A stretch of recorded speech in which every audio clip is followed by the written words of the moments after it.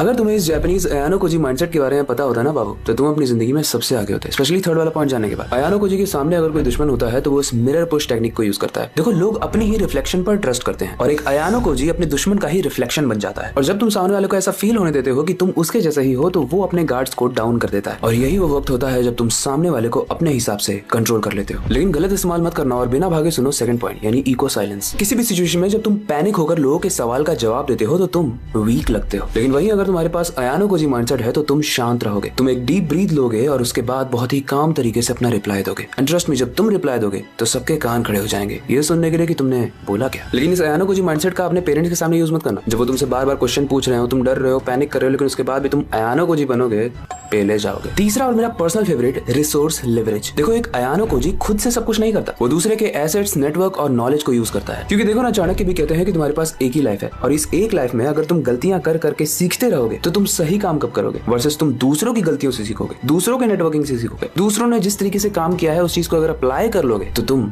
सबसे ऊपर चले जाओगे। वेल, ये ट्रिक्स जितनी खतरनाक थी उससे भी ज्यादा खतरनाक ट्रिक्स आने वाली हैं अपकमिंग वीडियोस में, इसलिए मेक श्योर करना कि तुम फॉलो कर लो।